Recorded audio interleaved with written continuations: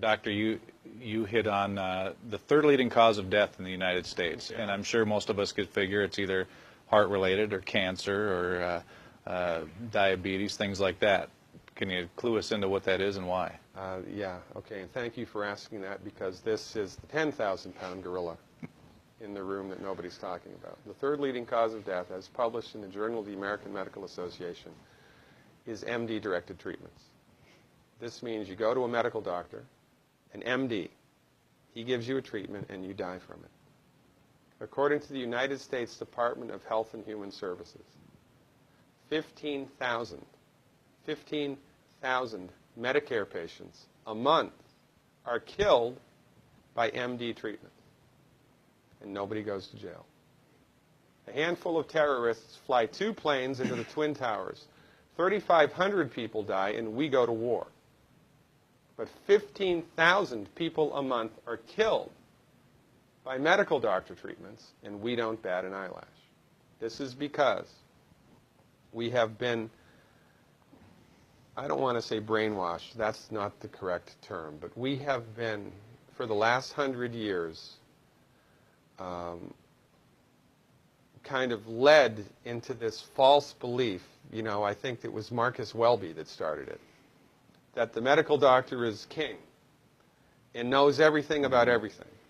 And really, you need to just shut up and follow your medical doctor's advice. Most people in the United States have no idea at all of the history of the evolution of medicine in the United States.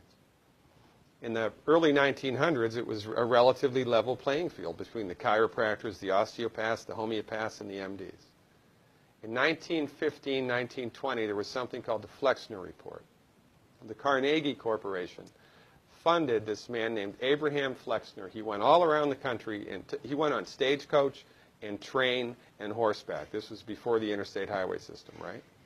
Took Flexner 5 years to do this. He went all around the country and did an inventory of all of the medical schools that prescribed drugs. He brought the list back to the Carnegies, who owned drug companies, and then the Carnegies and the Rockefellers gave millions of dollars of free money to the medical schools and hospitals in the United States that were prescribing drugs. That was the beginning of the end. After the Flexner Report, there was no more level playing field in the United States. And the MDs started a juggernaut that's taken off. Most people in the United States think that the predominant medicine here, MD-directed pharmaceutical medicine, we think that those guys are top dog because their therapeutics are better than the homeopaths or the naturopaths or the chiropractors. It's not. They're in the driver's seat because of political and financial coalitions that were built at the turn of the century that most people have no idea of at all. And it's a gigantic problem. And I mean, it's crazy, right?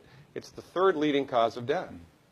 And yet, when the government makes noise about messing with people's insurance, everybody freaks out. Mm-hmm. And that's a whole other thing to talk about, isn't it? Because what is medical insurance?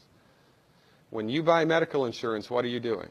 You're betting that you're going to get so sick you will not be able to afford it. Mm-hmm. Right? Yeah. Right. And then, so you pay good money every month to gain access to a system of medicine that's the third leading cause of death in the United States. We need our heads examined, quite frankly. That's why we give, Dr. Wallach and myself collectively, we give 400 free lectures a year.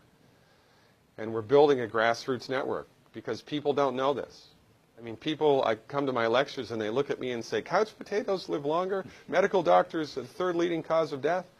You know, what's going on here? We're like the people, you know, in Galileo's time saying, hey, everybody, you know, it's the sun that's at the center of the solar system, not the Earth.